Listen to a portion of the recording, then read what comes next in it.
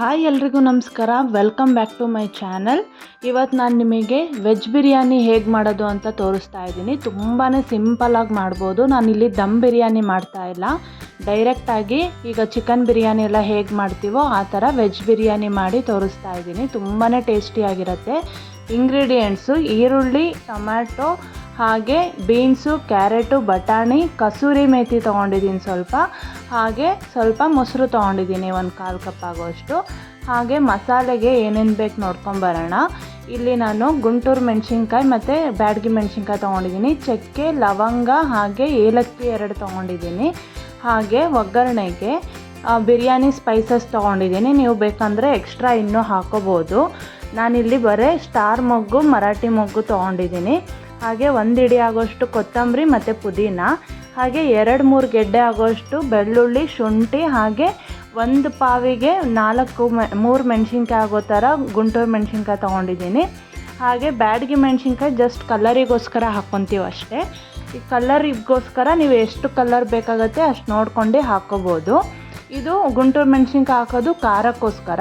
ನಾನಿಲ್ಲಿ 3/4 kg ಅಕ್ಕಿ ತೊಗೊಂಡಿದ್ದೀನಿ. 3/4 kg ಅಕ್ಕಿ ಆಗೋಷ್ಟು ಮಾಡಿ ತೋರಿಸ್ತಾ ಇದ್ದೀನಿ. ಹಾಗೆ 1-2 ಸ್ಪೂನಷ್ಟು ಧನಿಯಾ ಪುಡಿ, 1/4 ಟೀ ಸ್ಪೂನು ಅರಿಶಿನ, ಹಾಗೆ ರುಚಿಗೆ ತಕ್ಕಷ್ಟು ಉಪ್ಪು ತೊಗೊಂಡಿದ್ದೀನಿ.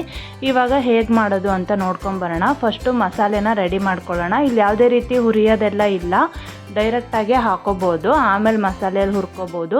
ನಾನಿಲ್ಲಿ ಬ್ಯಾಡಗಿ ಮೆಣಸಿನ್ಕಾಯಿ, ಗುಂಟೂರು ಮೆಣಸಿನ್ಕಾಯಿ, ಹಾಗೆ ಶುಂಠಿ, ಬೆಳ್ಳುಳ್ಳಿ, ಹಾಗೆ ಚಕ್ಕೆ, ಲವಂಗ, ಕೊತ್ತಂಬರಿ ಅದೆಲ್ಲ ಹಾಕಿ ಪೇಸ್ಟ್ ಮಾಡಿ ಇಟ್ಕೊಂಡಿದ್ದೀನಿ. ನೋಡಿ ಎಷ್ಟು ಚೆನ್ನಾಗಿ ಬಂದಿದೆ ಕಲರು.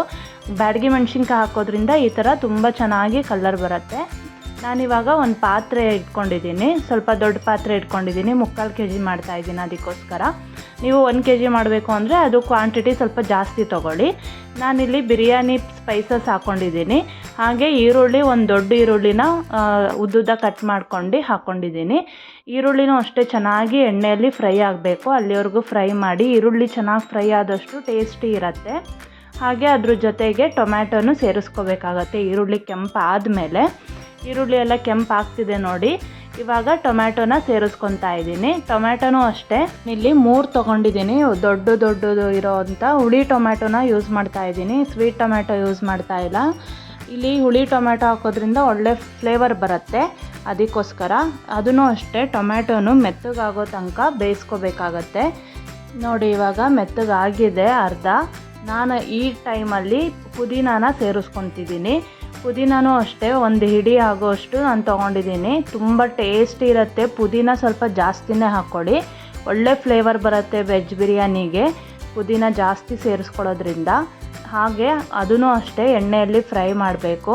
ಎಣ್ಣೆಯಲ್ಲಿ ಫ್ರೈ ಮಾಡಾದಮೇಲೆ ತರಕಾರಿಗಳನ್ನು ಸೇರಿಸ್ಕೊತಾ ಬರೋಣ.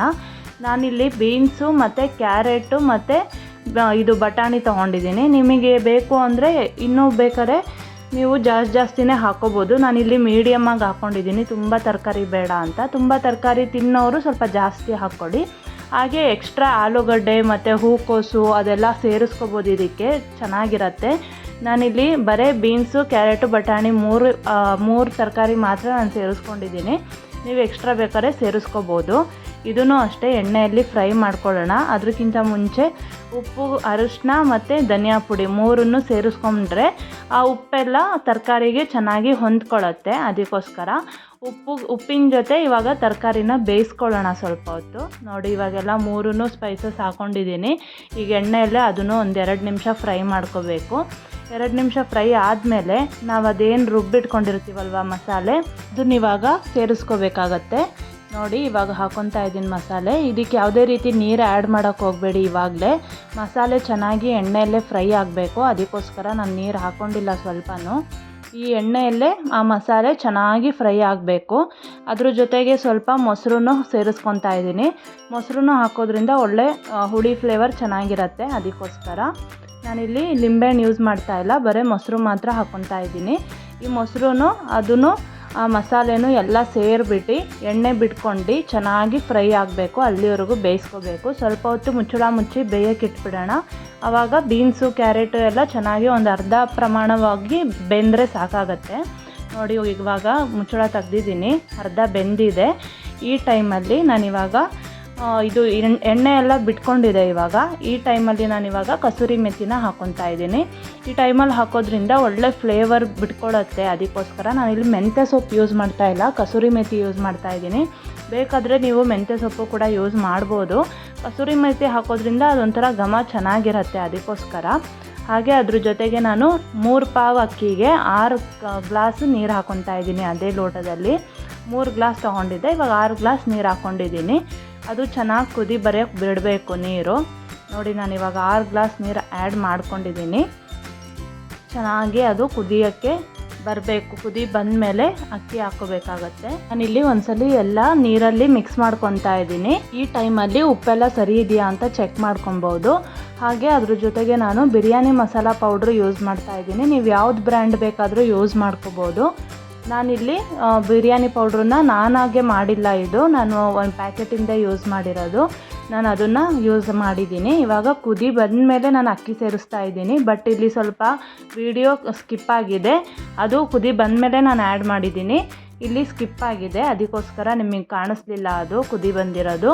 ಇವಾಗ ನಾನಿಲ್ಲಿ ಬುಲೆಟ್ ರೈಸನ್ನು ಯೂಸ್ ಮಾಡಿದ್ದೀನಿ. ನೀವು ಬೇಕಂದರೆ ಸೋನಾ ಮಸೂರಿ ಅಥವಾ ಇದು ಬಾಸುಮತಿ ರೈಸು ಅದು ಕೂಡ ಯೂಸ್ ಮಾಡ್ಬೋದು. ಬಾಸುಮತಿ ರೈಸಿಗೆ ಸ್ವಲ್ಪ ನೀರು ಕಡಿಮೆ ತೊಗೊಳುತ್ತೆ, ನೀವು ಅದನ್ನು ನೋಡ್ಕೊಂಡು ಹಾಕ್ಕೊಡಿ. ನಾನಿಲ್ಲಿ ಬುಲೆಟ್ ರೈಸಿಗೆ 1ಕ್ಕೆ 2 ಗ್ಲಾಸಷ್ಟು ನೀರು ತೊಗೊಳತ್ತದು, ಅದಕ್ಕೋಸ್ಕರ ನಾನು ಡಬಲ್ ಹಾಕ್ಕೊಂಡಿದ್ದೀನಿ. ಈಗ ಎಲ್ಲ ಕುದಿ ಬಂದಮೇಲೆ ನೀರೆಲ್ಲ ಕಮ್ಮಿ ಆಗಬೇಕು, ಕಮ್ಮಿ ಆಗೋ ತನಕ ಬೇಯಿಸ್ಕೋಬೇಕು. ನೋಡಿ, ಸ್ವಲ್ಪ ಕಮ್ಮಿ ಆಗಿದೆ. ಇವಾಗ ನಾನು ಇದಕ್ಕೆ ಕೆಳಗಡೆ ತವ ಇಟ್ಟು ಬೇಯೋಕ್ಕೆ ಇಟ್ಬಿಡ್ತೀನಿ, ಮುಚ್ಚಳ ಮುಚ್ಚಿ. ಆವಾಗ ಇದು ವೆಜ್ ಬಿರಿಯಾನಿ ರೆಡಿ ಆಗಿರುತ್ತೆ. ನೋಡಿ, ಇಲ್ಲಿ ನಾನು ತವ ಇಡ್ತಾ ಇದ್ದೀನಿ. ತವ ಇಡೋದ್ರಿಂದ ಕೆಳಗಡೆ ಸೀದೋಗಲ್ಲ ಇದು ಪಾತ್ರೆ, ಅದಕ್ಕೋಸ್ಕರ ಅದನ್ನಿಟ್ಟು ಸಿಮ್ಮಲ್ಲೇ ಇಟ್ಟು ಅದ್ರ ಮೇಲೆ ಮುಚ್ಚಳ ಮುಚ್ಚಿ ಸ್ವಲ್ಪ ಭಾರವಾಗಿರೋದೇನಾದರೂ ಇಟ್ಬಿಟ್ರೆ ಒಂದು 20 ನಿಮಿಷ ಹಾಗೆ ಬಿಟ್ಬಿಡಬೇಕು. ಒಂದು 20 ನಿಮಿಷ ಆದಮೇಲೆ ಚೆನ್ನಾಗಿ ಉದುರುದ್ರಾಗಿ ರೆಡಿ ಆಗಿರುತ್ತೆ ಬಿರಿಯಾನಿ. ನೋಡಿ, ಇವಾಗ ಎಲ್ಲ ಕರೆಕ್ಟಾಗಿ ಹದ ಮಾಡಿ ಇಡ್ತಾ ಇದ್ದೀನಿ. ಇಷ್ಟು ನೀರು ಬೇಕಾಗುತ್ತೆ ಬೇಯೋಕ್ಕೆ, ತುಂಬಾ ನೀರು ಬಿಡಬೇಡಿ, ಮುದ್ದೆ ಆಗಿಬಿಡತ್ತೆ. ಇಷ್ಟು ನೀರು ಬಿಟ್ಟರೆ ಸಾಕಾಗತ್ತೆ. ಸ್ವಲ್ಪ ಅದನ್ನು ಅಕ್ಕಿ ಬೇಯ್ಕೋಬೇಕಲ್ವ, ಅದಕ್ಕೋಸ್ಕರ ಇಷ್ಟು ನೀರು ಬೇಕಾಗುತ್ತೆ. ನಾನಿವಾಗ ಮುಚ್ಚಳ ಮುಚ್ಚಿ ಬೇಯಕ್ಕೆ ಇಟ್ಟಿದ್ದೀನಿ. ಒಂದು 20 ನಿಮಿಷ ಬಿಟ್ಟಿದ್ದೀನಿ. 20 ನಿಮಿಷ ಆದಮೇಲೆ ನೋಡಿ ತೆಗಿತಾ ಇದ್ದೀನಿ. ಇವಾಗ ಬಿರಿಯಾನಿ ರೆಡಿ ಆಗಿರುತ್ತೆ. ತುಂಬ ಚೆನ್ನಾಗಿ ಬಂದಿದೆ, ತುಂಬ ಚೆನ್ನಾಗಿ ಸ್ಮೆಲ್ಲು ಕೂಡ ಅಷ್ಟೇ ಚೆನ್ನಾಗಿದೆ. ಹಾಗೆ ನೀವು ನಿಮ್ಮ ಮನೇಲಿ ಮಾಡಿಬಿಟ್ಟು ಹೇಗಿತ್ತು ಅಂತ ನನಗೆ ಕಮೆಂಟ್ ಮಾಡಿ ತಿಳಿಸೋದನ್ನು ಮರಿಬೇಡಿ. ಹಾಗೆ ಇನ್ನೂ ನಮ್ಮ ಚಾನಲ್ ಸಬ್ಸ್ಕ್ರೈಬ್ ಆಗಿಲ್ಲ ಅಂದರೆ ಸಬ್ಸ್ಕ್ರೈಬ್ ಮಾಡ್ಕೊಳ್ಳಿ. ಹೀಗೆ ಇನ್ನೂ ಟೇಸ್ಟಿ ಆ್ಯಂಡ್ ಈಸಿ ರೆಸಿಪಿಗೋಸ್ಕರ ನಮ್ಮ ಪೇಜ್ನ ಫಾಲೋ ಮಾಡಿ. ಈ ಬಿರಿಯಾನಿ ಜೊತೆಗೆ ನೀವು ಮೊಸರು ಚಟ್ನಿ ಇಲ್ಲ ಅಂದರೆ ಕಾಯಿ ಚಟ್ನಿ ಬೇಕಾದರೂ ಯೂಸ್ ಮಾಡ್ಕೋಬೋದು. ಹಾಗೆ ಮತ್ತೆ ನಾನು ನಿಮಗೆ ಮುಂದಿನ ವಿಡಿಯೋದೊಂದಿಗೆ ಸಿಗ್ತೀನಿ. ಅಲ್ಲಿವರೆಗೂ ಎಲ್ರಿಗೂ ಧನ್ಯವಾದಗಳು.